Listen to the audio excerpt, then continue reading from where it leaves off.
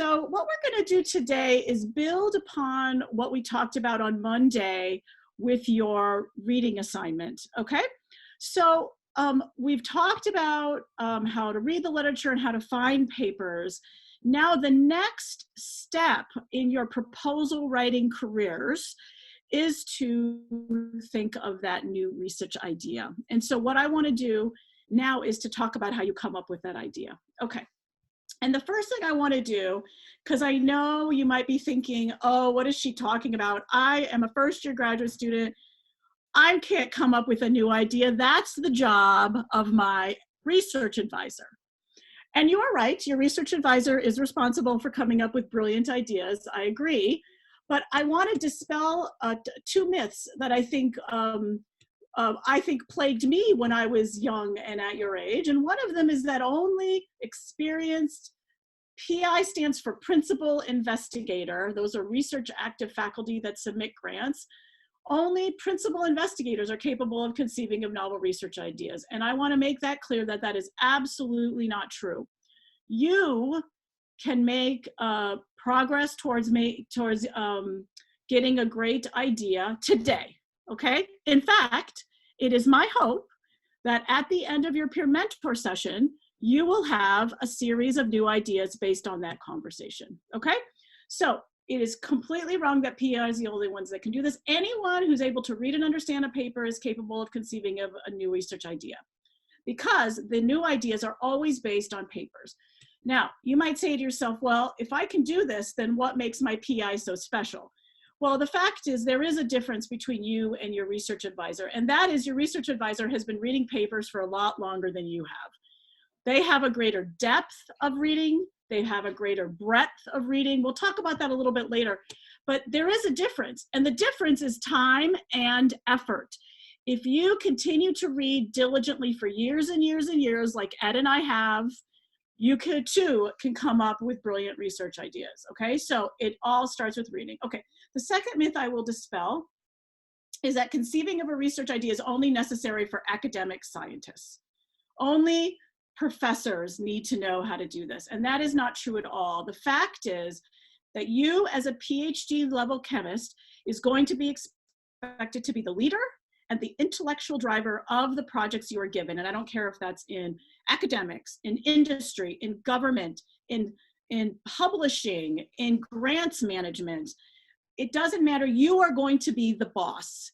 And the boss has to identify problems, find prior precedent for how to fix them, and creatively solve those problems. That is essentially what we're doing in proposal writing. We're finding problems, we're figuring out how to fix them, and we're proposing experiments to do that. So please realize that what we're doing here in this proposal writing class go well beyond just what we academics do. This is really important for your careers. Okay, so how do I conceive of a research idea? Well, the thing you need to do is read some more, okay?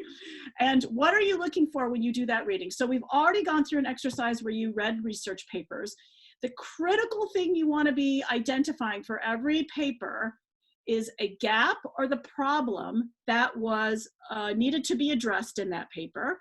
Hopefully when you read your papers for your peer review groups, you identified the problem that was being fixed in the paper. And then you have to identify how the authors of that paper chose to solve that problem. What experiments did they run? What hypotheses did they come up and they do the experiment, okay? Each paper you read should be giving you both the problem and the solution, okay? All right, so this is really what a new research idea starts with. All new research ideas are a problem that needs a solution, okay? Now in the papers you're reading, they already have figured out or solved the problem, hopefully, at least they've made progress towards solving the problem. But the point is that every research idea starts with a problem that needs solving. Okay, so let's talk about how you read a paper to find the next problem to solve. Most research papers, including the ones that you read for your assignment this week, should have a few general sections. One is an introductory section, which gives you background information. every paper, you might have to look for it, but every paper has a statement about what is the gap in the field, what is not possible now that needs to be addressed. Every paper then has a way of addressing that problem. Oftentimes it's in the form of a hypothesis. Sometimes a paper doesn't give a clear, we hypothesize that statement, but there's always a method or a solution to the problem. There's going to be experiments to test the hypothesis, and then there's conclusions. And oftentimes, the conclusions of that paper give you a future direction statement, and that future direction statement is possibly a new idea. The next step in the paper, the next step in the project. At the conclusion of a paper, a new problem in the field or a new direction based on the paper is proposed. That, folks, is a new idea. That's an idea that hasn't been explored yet, possibly, and it's one that you could think about as the basis of a next research project. Okay, so what we need to do then is to read papers, to understand what they were doing in the paper, but to very clearly try to find that next step direction that the project would lead you toward, okay? So I know that this is a difficult task. So what I wanted to do is to use this paper that I presented at our Monday lecture on this virus-induced self-assembly of magnetic nanoparticles as sort of a beginning of that. Okay, so if you guys remember my email to you earlier, I asked if you could try to look at this paper and see if you could outline it so that we could talk about it today. I guess I'd like a show of hands in the participants area. If you could give me a show of hands to let me know how many of you feel very comfortable with your reading of that paper, actually feel comfortable with the reading of papers and the reverse outlining, or how many of you would like for me to take a few minutes to go through a reverse outlining of this paper. I know we ran out of time last time. So if you would like for me to reverse outline this paper briefly, I don't have a lot of time, so I'll just have to go through it quickly. But if you'd like to see me do that live, could you please raise your hand now? If you don't need that, please don't raise your hand.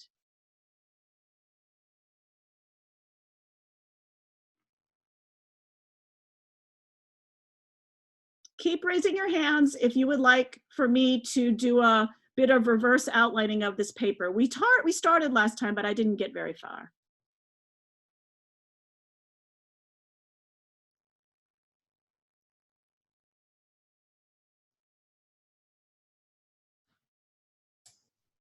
There are quite a few people. Okay, so I think that's what we'll do. Okay, you can take your hand down now.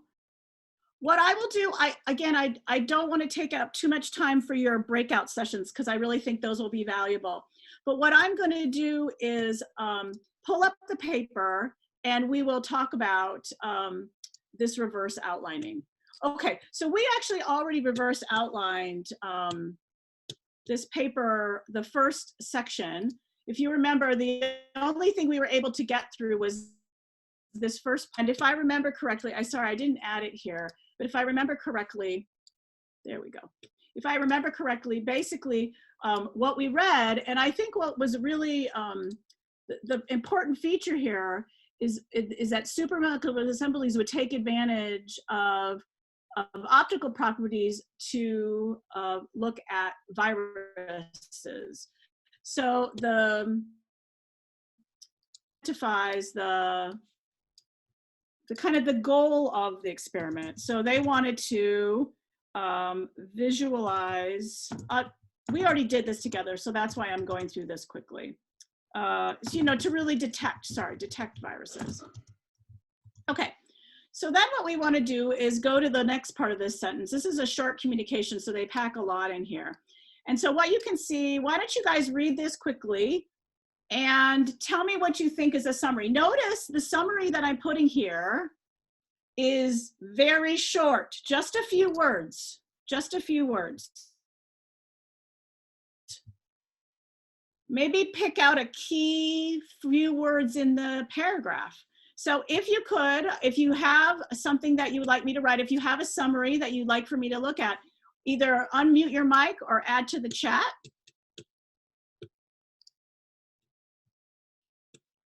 Oops.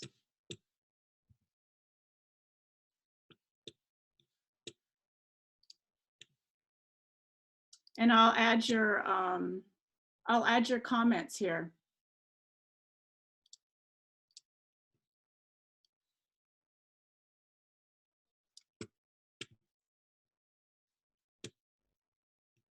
Sorry about that. Okay, so what did you guys come up with?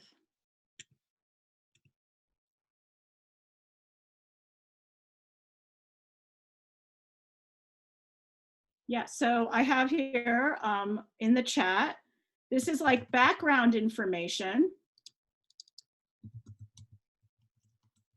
where change, the idea here is that a change in relaxation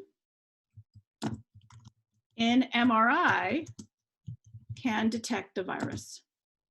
That's true, but the background in this sentence actually says that this is feasible. This idea of changing relaxation to detect viruses is feasible because, did you see this sentence here? We've already designed magnetic nanosensors to look at DNA. So why not viruses, right?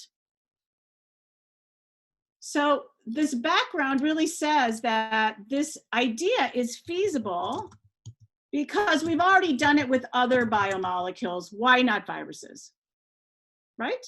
Okay. You see what we're doing? We're writing just very keywords. So I actually went through all of your assignments, your homework assignments. And what I found is you guys did a great job, a lot of effort. We really appreciate that effort. What I'd like for you to try to do as we go forward is to keep those little summaries, keep them shorter, okay? Keep them really sweet and concise because you don't want to have to write a whole lot. You can't read, you can't have every paper taking ages, okay? So let's go to the next sentence. So actually, I'm going to stop there with this. I think another thing that I saw in your homework was that some of you were overlooking the value of really looking at the figures, okay? So just like we were able to summarize the text like we did there, I also want you to consider just summarizing the figures. And for each figure, you really want to get the result, right? Every figure has a result. So if we look at figure 1A, it says in the legend particle size analysis by light scattering at various time points, right? So what we can see is the particle size increased when viruses were incubated with a mixture of the magnetic beads and the virus at various time points. And what I see here is that the particle size, meaning the complex of the virus with the nanoparticle, really dramatically increased at 30 minutes. Do you see that? So conclusion that I had here is that the aggregation of the nano plus the virus, oops, that was supposed to be plus,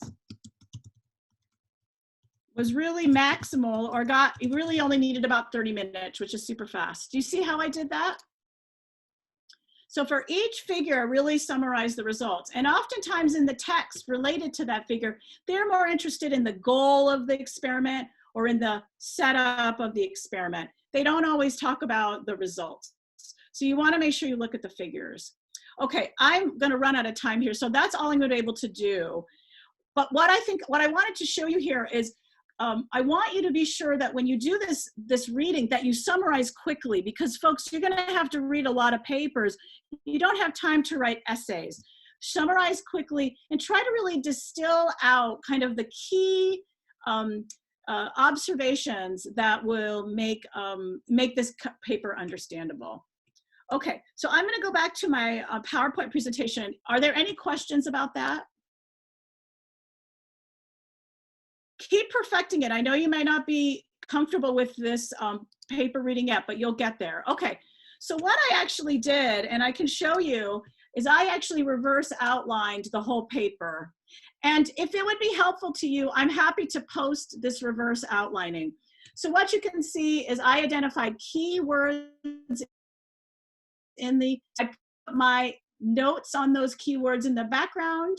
For each experiment, I had a goal and approach. And then for each figure, I had a result. Do you see how I did that? A really important thing for generating ideas is at the end, then you want to come up with the conclusions. You want to distill the conclusions. And importantly, you want to see if they say anything about future directions. Okay? So if we go through, and I will post this for you after class if you want to study it and kind of see how I did it and maybe learn from that. Take advantage of that. But this is basically a summary in my PowerPoint presentation of all of the summary statements I had. Notice it fits on one piece of paper. It's short and to the point. Now, you've read the paper, you understand the paper. Now, how do you come up with a new idea from that paper? The key is to look at these last few conclusion and next step statements that I came up with, okay? What the authors of that paper propose as the next step in the project is the new idea, okay? So the conclusion of this paper was that if you take a sample of blood from somebody and you dilute it, it significantly affects sensitivity. Another conclusion is that this assay using MRI is more sensitive than PCR-based viral detection assays. And by the way, this PCR viral detection assay is the very same assay everybody's using for COVID-19 testing right now. The next steps that they propose is that multiple samples in small sizes would be able to be quickly processed using this MRI technique.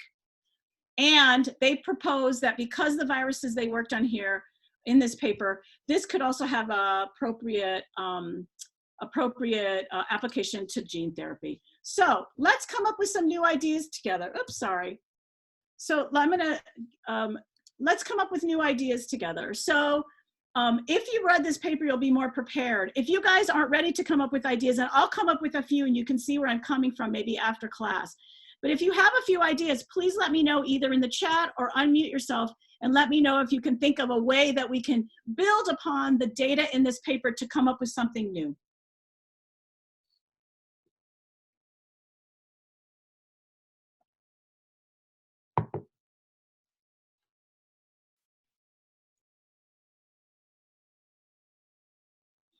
We're in the age of COVID. Could you see an application to COVID-19?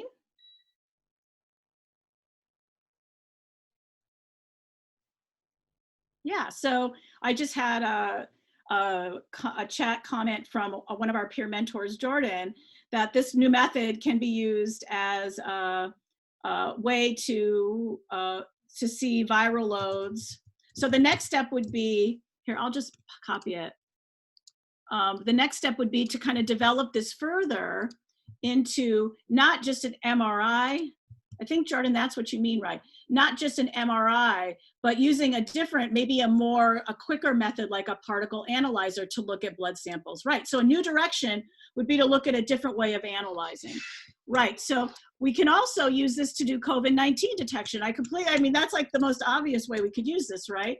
So use this for COVID-19 detection. So can we use this from the same thing? So you can see that by reading the paper and looking at the results, we really can come up with our new ideas. Does that make sense? You can do this, you guys. You can do it. Okay, so I really want to finish pretty quickly so you can get to your breakout session. So let me move on from here. But I hope you can see how looking at a paper, you can then start thinking, like you can start creatively thinking about how we can develop that idea, or that results. Okay, so let's talk about then the ideas you're coming up with. The kind of idea that we just came up with, taking this MRI imaging method and applying it to COVID-19, right? That's the next step in this experiment. We would call this a way of conceiving of a research idea, a bottom-up approach, okay? this is where you're looking narrowly at a paper and you just want to think of the next logical experiment, right? Okay. This is a bottom-up approach because it doesn't require a lot of expertise in the area. Honestly, I picked that paper because I know nothing about supramolecular nanoparticles. I don't do MRI imaging, although I do know what NMR is, right? I do not know anything about virology. I don't do gene therapy, but yet I was able to come up with an idea, right? So it doesn't require a lot of expertise. It usually reflects the next logical experiment. And if I was you, I'd push yourself to think of the next 2 logical experiments. That's fun. And oftentimes, you know, you really have to dig a little deeper in the literature to think about significance, but that's okay. That's where we're starting. This is the most common ideas, and these are the ones I want you to look for, okay? So how do you start coming up with the ideas? Every paper you read, including the paper that you talk about with your peer mentor group, you are going to bring out ideas and you are going to write down in a piece of paper or electronically that idea, okay? And I don't want you to judge the idea. I want you to just write it down and just keep it there because it's an idea. And you can decide later if it's terrible. Okay, so write your ideas down. Every paper you read, write more ideas, more ideas, more ideas. You need a lot of ideas now because of one of these ideas is going to be turned into your proposal. Okay. Now, I want to just pause there and say, there's a different approach to this idea generation. And this is the ideas that older scientists, more experienced scientists that have been very well read will use. This is what I would call the top-down approach. And this is what you will do. You will read broadly and deeply into your field, but broadly so you can be inspired by others' work. And that way, because you have both a broad knowledge and a deep knowledge, you can start integrating new ideas from other people's work into your field. And this is where truly transformative ideas come from, right? You can do this too, okay? You can be the one that has transformational ideas by being a deep and broad thinker. But folks, it takes time. There is no way in your first year of graduate school you're going to have this kind of deep, broad literature searching base. So please don't worry about this kind yet. But as you read and read and read and read and read, as you should throughout your whole career, this is the kind of exceptionally innovative and impactful ideas. So this is what you should be striving for. But let's just worry about the other strategy first, okay? Okay, so as you are thinking about those new ideas, there's lots of new ideas you could have, okay? And here's just a few that I thought I would point out. You can choose a molecule, synthesize it, and use it. You could use a reaction and study its mechanism to improve its scope and limitations. You can choose like a biological interaction or a physical interaction and study it. You could choose a method or a technique and understand it or develop it. You can choose a theory and understand it, a physical property. See, there's lots of different ways that you can, lots of ideas you can have. But the key is that idea has to address a gap in the field. There has to be a problem to be solved. If we want to detect COVID, the problem, right, is that we need a fast, easy way of detecting the virus because the PCR-based method is not being fast enough, right? So there has to be a key gap in the field. And the other thing is that you have to be sure that your solution to that problem, the idea that you have up here, is going to solve that problem. There has to be a direct relationship. Okay. So start writing your ideas now. Every paper you read in this class and from now on, you should write ideas, right? For each idea, you want to write down as much information as you have about that as possible. And I would suggest that you identify the gap in the field. If you can, come up with the hypothesis, think about the solution, the experiments you would use to test that hypothesis, and please write down the reference. You don't want to forget the reference, okay? Please realize that each idea you write down doesn't have to be thorough and detailed. We'll worry about that later when we talk about how to vet ideas next time, okay? Okay, now, what kind of articles should you be doing this with? I've been talking about in this lecture and really in these 2 days of our class, we've only talked about primary research articles. These are articles that have experiments. They have a goal, they have a gap in the field, they have a hypothesis, and they do experiments for that to test that hypothesis. That's the paper we just went through. And these are the ones that we just talked about. These are the papers we've been talking about. These are called primary research articles because they are the real experiments. But the fact is there are other kinds of research articles we call secondary research articles, which are essentially review papers. These is also when Ed went through the Wikipedia or Google searching, that would be considered a secondary article. I would say peer, review papers in scientific journals would be a little more reliable. So I would highly encourage you to only use those. But secondary papers are really useful because they give you a lot of background information and future directions. Now, you should be using both primary and secondary papers to generate your new ideas. The fact is both of these types of papers offer you different opportunities. A primary paper gives you new directions, but it also gives you the experiments you could perform, right? And you have to be able to propose experiments. So primary research articles really should be your main source. But secondary research articles, those review papers, can give you future directions and lots and lots and lots of background. Primary articles oftentimes don't have time, don't have space to give you all that thorough background. So these two type of papers can really work well together. So this brings me to your homework assignment. So we want you to read more papers. We want you to generate interesting new ideas from those papers. And I hope I've given you some ideas and tools for you to do that. So here's your assignment. And I'm sorry the font is so small. Please realize that that assignment, your assignment is posted in Canvas if you want to pull that up. So what we want you to do is to read and reverse outline 3 new papers, okay, not the ones we've given you. And you're going to generate new research ideas based on those papers. I want to highlight there are for these 3 papers, we have a few requirements, okay, and I highlighted them here in red. One of the papers must be a review paper, okay? We want you to gain experience reading and analyzing review papers. 2 of the papers then must be primary research articles. So we want to emphasize primary, but we want you to get experience with review papers. Of those 2 primary research papers, one can be obtained from a list of papers that we, the chemistry faculty, created for you. And so this list of papers, here's the name of the papers, and let me see if I can pull it up real quick. This list of papers I put into an Excel spreadsheet. Hopefully that will be easy for you to see. Anyway, the idea here is that you would have a list of papers that you can maybe draw upon. If you're not sure what an important paper might be, we'll have something here for you. Oh geez, I'm not finding it. Oh, here it is. I put it in the homework assignment. Okay, so if we look at this list of papers, what you'll see is there'll be topic areas. The next column over will be journals that will have that topic area. Here we go. So here are the topic areas, and you might be interested in one or more of these. You don't have to be interested in them all. I doubt you'll be interested in them all, but one or more. Here are the journals that are associated with that. So let's say you like organometallic chemistry. Here are the journals that you can survey. So one approach to find new articles is just to go to these journals and just look through the papers to find something that you find interesting.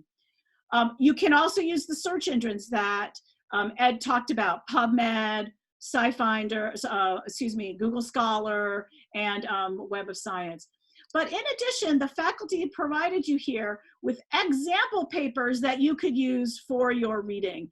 And you can see some of the areas, like this organometallic topic only has 1 paper, but I know that chemical biology, a number of faculty gave us papers, and there are 1, 2, 3, 4, 5, 5 papers in that area. So you can basically look up these papers, and it gives you a way to quickly find papers that you're interested in. Okay. One of those primary research papers can come from that list, but only one, okay? The second paper must be one that you search and find. Again, you can search journals. You can do the, let's search, searches in databases. Okay, just like you did for today's assignment, the homework one, I want you to scan the reverse outlining of the 3 papers, and in addition, somewhere in there, put your new ideas. And just like we're going to do today in our breakout sessions, you'll discuss that homework with your peer mentors. Okay, any questions about the homework? Again, so one of the questions is, should I select 3 papers from one topic? You can, or you can do 3 different topics. Honestly, if I was you, I would probably pick some topics that are a little bit different so that you have a variety of new ideas, right? Because in the end, you have to pick one. So come up with lots of ideas, as many as you can. Okay, so I just wanted to give you, can they be related? Okay, another question, can they be related to my area of interest, my area of research?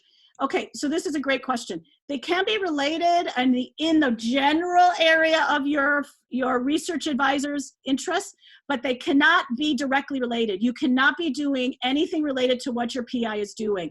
So let's say that you're in my lab and you're doing chemical biology of kinases.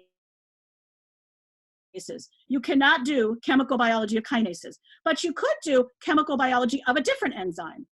Does that make sense? Or you can maybe do cell biology of kinases, but it has to be distinct from what your research advisor is doing. And in fact, one of the things we will do is once you've come up with your idea, which we'll do next week, once you have decided on your idea, you will have to write to your research advisor and get them to approve that it's not in your research area. Okay, so it can't be directly related. Okay, so let me just give you a sneak peek of what we're gonna do next class on Monday. What you're gonna be doing is generating ideas, okay? Then you have to eventually be able to decide which idea is the best that you want to pursue. And so what we're going to talk about is how you're going to read and read and read more to figure out which is your best idea. And so you're going to read more papers to get background information. You're going to have to find out if that research idea has already been done, right? You need to find out if another lab has explored something similar, which suggests this idea would be feasible. So there's a lot of ways that you can use the literature to really make that idea, sing. The first idea you have may not be the last idea you have, but it's just the process of refining and having that idea grow that we're going to be working on in the next week. Okay, so that's the end of my presentation. I think we still have about 30 minutes for breakout sessions. Yeah, Ed. Jordan has a question. Yes, Jordan. And it's not so much a question as a suggestion that one of my mentors told me to do when I was doing literature searches. And that was to create an Excel file of the terms that I search and then how many papers that search generated. Because at the end of the day, you're going to want to narrow your search down to something specific. So if you have a record of what you searched, then maybe you can go back to those searches quickly. Yeah, you should think of these searching you're doing and the reading of papers and the idea generation. That's doing research, folks. That's what we do. That is a form of research exercise. So just like you would in the lab, write down your experimental procedure and what you do, you should be writing this down too to make sure that you don't forget what you've done. Great suggestion.